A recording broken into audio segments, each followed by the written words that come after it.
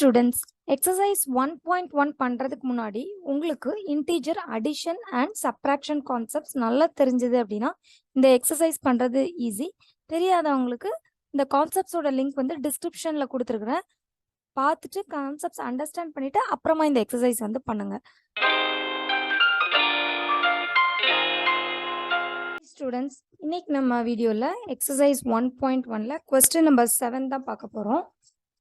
Question read பண்ணிக்கலாம் first. In a magic square, each row, column and the diagonal have the same sum. Check which of the following is a magic square. Magic square. Squareல magic. ஓகேங்களா? இதுல வந்து இப்போ first sum மட்டும் நம்ம எடுத்துக்கலாம். So இதுல வந்து first இந்த sum மட்டும் எடுத்துட்டீங்க அப்படின்னா ஹரிசாண்டலா இருக்கிறது row. ஸோ இதை வந்து R1, row 1, row 2, row 3 அப்படின்னு வச்சுக்கலாம். R3. வெர்டிக்கலாக இருக்கிறது காலம். ஸோ இதை C1, C2, C3 இப்படி வெர்டிக்கலாக இருக்குது. டயக்னல்னால் இப்படி இப்படி பார்க்குறது தான் டயக்னல். ஸோ D1 இங்கே ஒரு டயக்னல் இருக்கு, D2. டயக்னல்னால் ஆப்போசிட் இருக்கிற பாயிண்ட்ஸ் வந்து கனெக்ட் பண்ணுறது. ஸோ ஃபஸ்ட்டு ரோ 1ஓட சம் பார்க்கலாம். 5 - 1 - 4.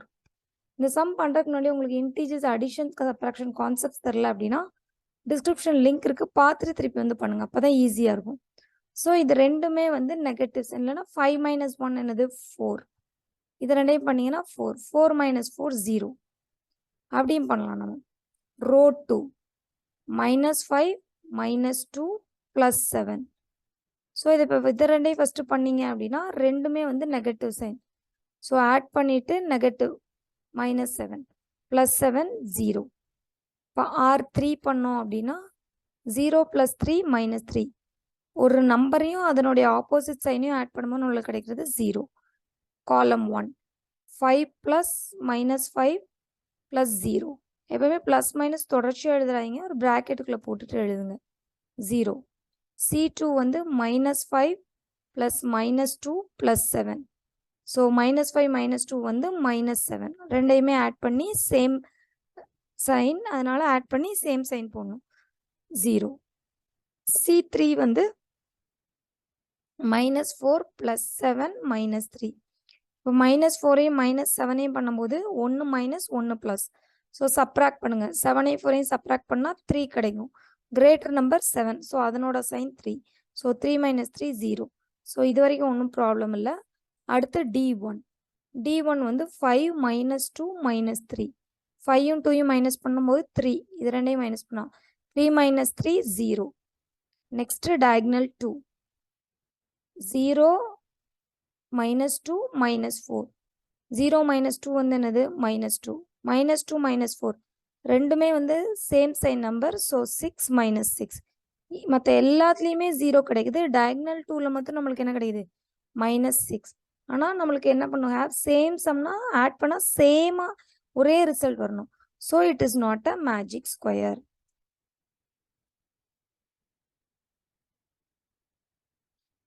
ஸ்கொயர்.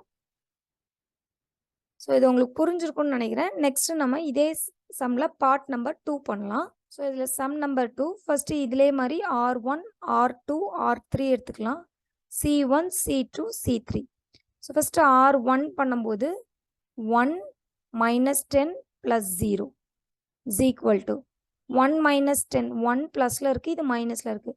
ஸோ சப்ராக்ட் பண்ணும்போது 10 - 1 9. Greater number 1 10 10. அதனோட சைன் மைனஸ். -9 + 0 -9 தான். Next R2. R2 -4 -3 -2. ஸோ -4 -3 -2 எல்லாமே நெகட்டிவ் சைன். ஸோ எல்லாமே ஆட் பண்ணி 4 + 3 7, 7 + 2 9. எல்லாமே மைனஸ் சைன்றதுனால மைனஸ் போட்டுடலாம். R3 -6 + 4 -7. முதல்ல -6ஐயும் 4ஐயும் ஆட் பண்ணிக்கலாம்.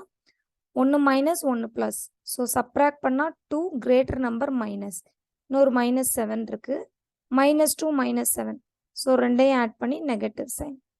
நெக்ஸ்ட்டு காலம் 1. 1 - 4 -6 வர்டிக்கலாக இருக்கணும் காலம்னா. 1 - 4 -3. -3 -6 ரெண்டுமே நெகட்டிவ் சைன் ஆட் பண்ணி அதே சைன் எழுதிக்கலாம். C2 -4 -10 -3 plus 4. Vertical ஆடுங்க. -10 -3 plus 4. ஸோ ரெண்டையும் ஆட் பண்ணி ஃபஸ்ட்டு -13. -13 plus 4. ஒன்று நெகட்டிவ் ஒன்று பாசிட்டிவ். ஸோ சப்ராக்ட் பண்ணோம் 9 வரும். Greater number 13. ஸோ அதனோட சைன். C3 வந்து 0 plus -2 -7. 0 plus -2 -2 தான். -2 -7 வந்து -9. நெக்ஸ்ட் டயக்னல் 1 எடுப்போம். டயக்னல்லாம் இந்த நம்பர்ஸ் 1 -3 -7. ஸோ 1 -3 எவ்வளவு -2 -7. ரெண்டுமே சேம் நம்பர் -9. D2 -6 -3 plus 0. ரெண்டுமே சேம் சைன். ஸோ ஆட் பண்ணிட்டு அதே சைன். எல்லாமே வந்து பார்த்தீங்கன்னா -9 வருது. So it's a magic square. So உங்களுக்கு புரிஞ்சிருக்குன்னு நினைக்கிறேன். ஏதாவது டவுட் இருந்துச்சுன்னா கொஸ்டின்ஸ் இருந்தால் கமெண்ட் செக்ஷனில் கமெண்ட் பண்ண மறக்காதீங்க. Thank you so much.